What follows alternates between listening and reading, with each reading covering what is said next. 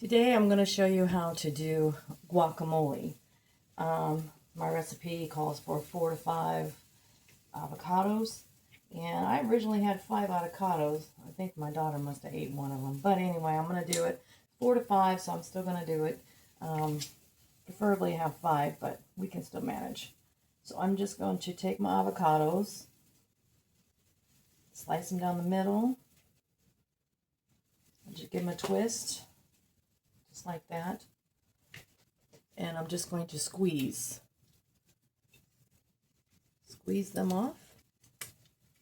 Okay. And the same thing. Just squeeze it.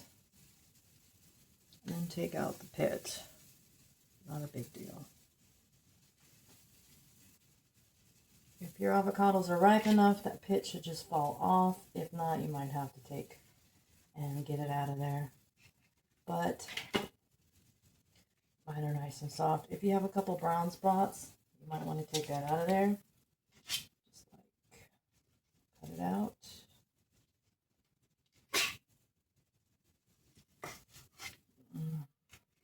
Sometimes when I get these from the store, they're not quite ripe enough, you know, so I leave them on the counter to get ripe. And sometimes some of them are a little bit more ready than others, so you get what you get.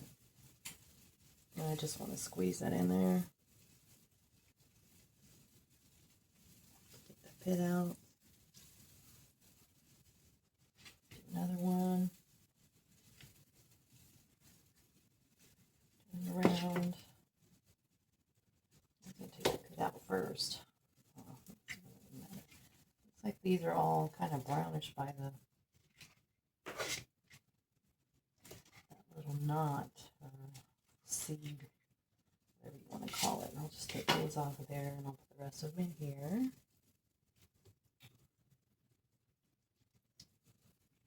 Okay. You used to be able to get really good avocados. Now they're small, barely even ripe. Just, I don't know what this world is coming to, but barely can't get anything as good as you used to. The prices are outrageous. Oh, I can't even tell you what I paid for these avocados. But my husband bought them. He said they were expensive. He's pretty frugal, so. You know, in our household, every bit matters. Every penny matters for sure. Okay, so we want that. I'm gonna rinse my hands off here a second. All right, rinse my hands off. Get me a little towel to wipe my hands with. Okay. Now on to the seasonings. So we want to get this prepared right away because you don't want your avocados to brown. The more air that hits the avocados, the faster they're going to brown. So what we want to do is we want to stop that process. And what really helps stops the browning process is your lemon juice. So let's go ahead and get all of our ingredients in here. And so we want to get a tablespoon.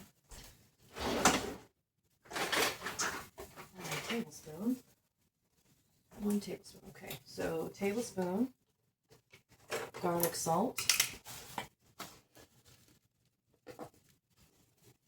Don't overdo it on the garlic salt. Make sure you get a good tablespoon. Well, not a heaping tablespoon, just a good tablespoon is all you need. Okay. And I like to use parsley instead of cilantro. I do like cilantro, don't get me wrong. But when I like my cilantro, I like it fresh. So, I don't have fresh cilantro, so I'm just going to use my parsley. If you don't like cilantro, just use parsley. You'll find that it's pretty good. So, half a tablespoon of cumin. And I'm just going to take a little thing. I'm going to measure half here. Half cumin. 1 teaspoon of garlic powder. Teaspoon here. So half a teaspoon. I got half a teaspoon here, so I'm just going to do 2 of these. For 1 1 teaspoon here. Half. 1. Okay. Fish garlic powder. 2 teaspoons of lemon juice. We'll leave it for last because it's liquid. I need my onion powder. I forgot to grab my onion powder. Okay. So onion powder is half a teaspoon. So half a teaspoon, which is what I have of onion powder. There we go. Half a teaspoon. Now we can get to the liquids, which we had. Your lemon juice is 2 teaspoons. So these are half, so it'll be 4. 4 of these. 1, 2, 3, 4 halves. So 2 teaspoons. Okay. And then we also had our 2 teaspoons of jalapenos. Now jalapenos is up to you if you like it spicy. If not, that's totally up to you. Don't use the juice on here because you want the less liquid the better. So what I like to do is take my spoon out here, grab a couple jalapenos.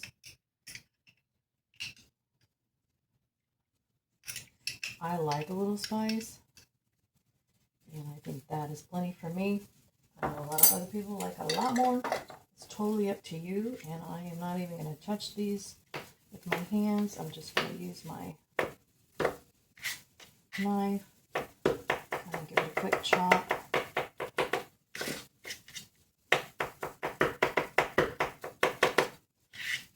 Easy like that.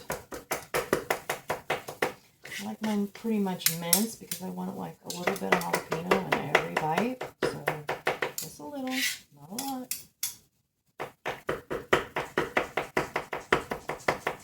So I'm going to do that.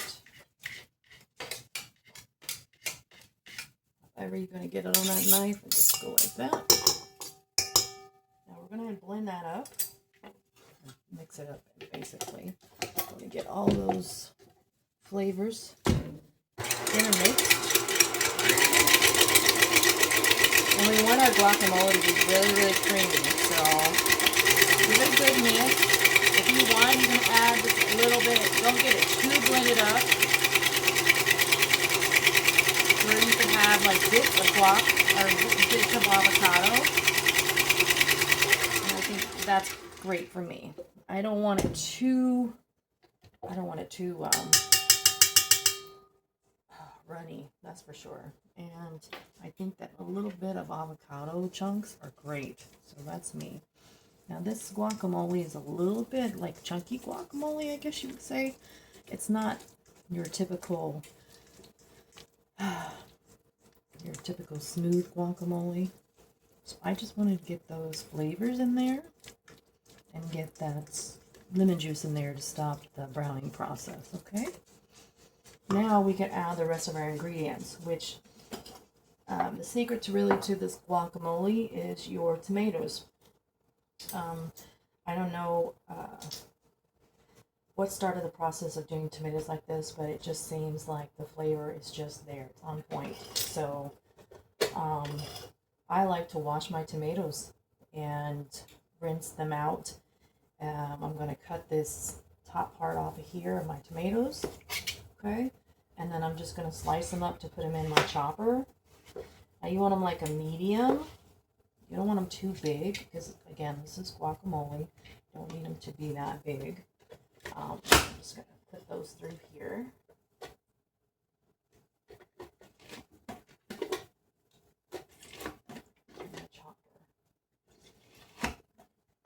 And then I'm going to use the end pieces to clean up that chopper a little bit.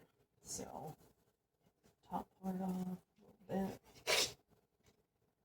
And nothing goes to waste, so all my little pieces, my seeds, my tomato tops, those will go out to the chickens. So, they love it when I cook. I think all the animals like it when I cook. You know, they're going to get something.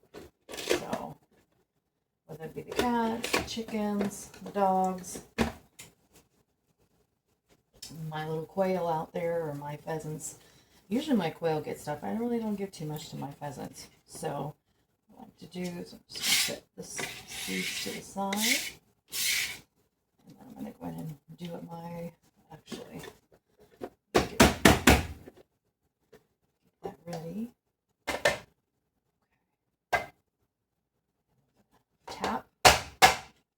Sorry about the noise. It is what it is. Okay, now I'm going to take these over to the sink. And we're going to rinse these. The purpose of doing that is because you want to get the seeds out of here. And you want to get that juice, the seeds. You just want to give it a quick cold water rinse and get all those seeds out of there. It makes it taste so much better if you do. Okay? Alright, let me take you over to the sink. Alright. Here I've got I'm going to put a strainer down in the bottom of the sink to catch all of your seeds. Okay, you don't want them going down your sink, because it definitely will have a problem with your, keep doing it, you definitely have a problem with filtering it out. Anyway, your plumbing. So let's just take the tomatoes, put them in my little colander here, take them out.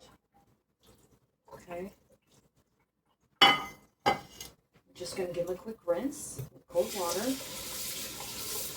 And you just want to make sure you get most of the seeds out. You're probably not going to get 100% of them out of there, but anything that you see, like there's like these little green pieces from the stem, pull those out. Not a big deal. But just give it a quick rinse. Okay.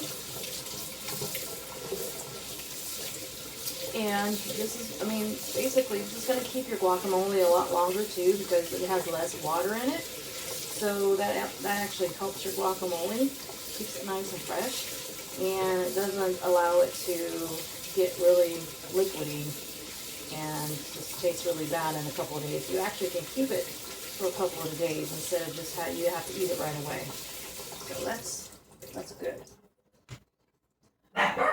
Now my seeds are, sorry about my dog, my seeds are pretty much out of here. So I'm going to toss them in a tea towel, just like that. I'll get that out of here. And I'm going to take them and I'm going to squeeze the water out of them. Okay. You see all that water is coming out of them? You want to make sure you get most of that water out. And I know it doesn't seem like a lot of tomatoes, which is fine. It's going to be chunky. It doesn't have to be really tomatoey, because you want to taste the guac. So most of that water's out of there, and we're just going to add that to our guacamole. Okay, let me get rid of that. Back over here, and let's get our onion done. Okay, let me take you back over here. Okay, I've added my tomato to the bowl. We just need our onion.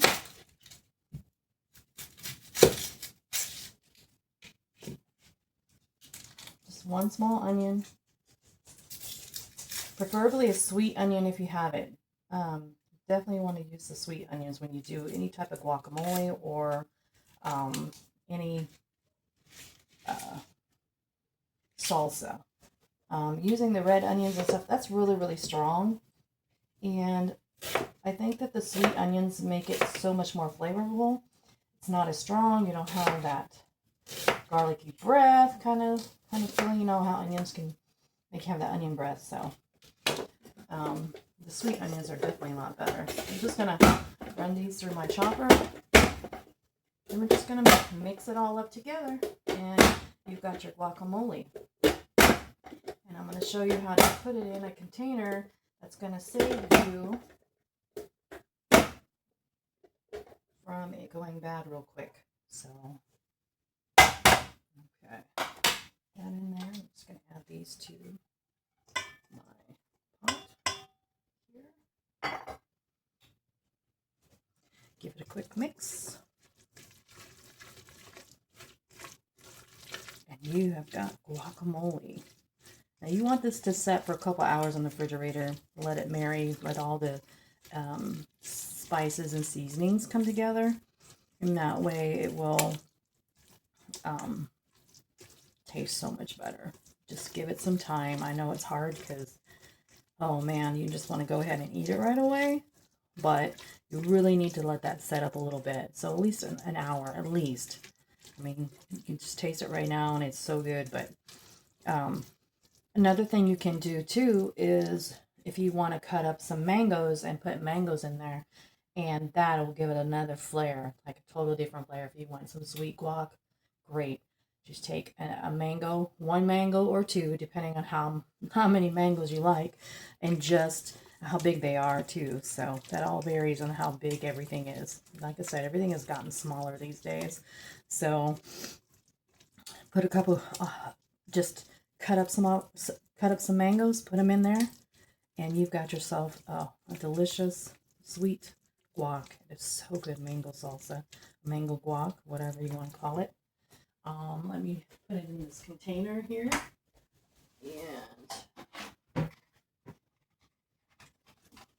show you. You want to use saran wrap, or you want to use plastic bag, something to cover it up with, because you don't want the air to get to it. So you want it to be locked airtight.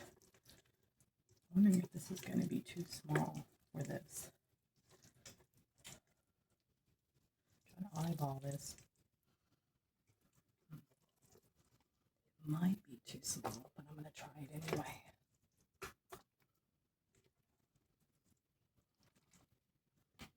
Settle in there. Settle down in there.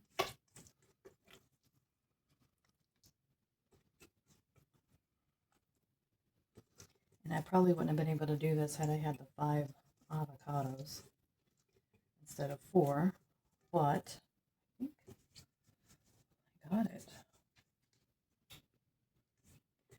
And whatever doesn't fit in there, I think I can manage to get it in there. Or manage to weed it out a little bit here. So I'm going to tap it down in there.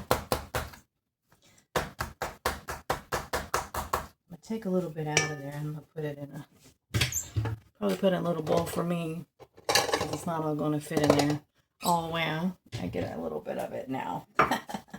So I'm just going to take a little bit off the top here, so that I can put the lid on it, make it nice and sealed. Okay. And we're just going to take the saran wrap.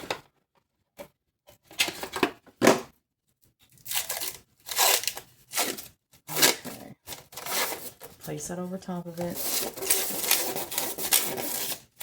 Big enough piece. Tear that off.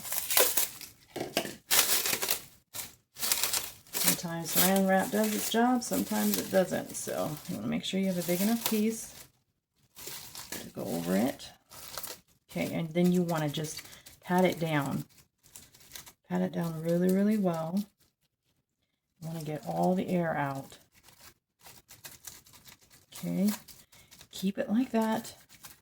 Let it run around the sides. It's fine. Then you put the lid on. Okay, and then you can put it in the refrigerator. Like I said, this will keep it from browning. It will stop it from, well, it'll definitely stop it from getting moist and wet. And when you open it up, you don't have a big old you don't have a big water pool in the middle of it. And if you ever make guacamole, you know what I'm talking about. So this will help keep it green. And it'll give it time to set up and let all those spices in there come together.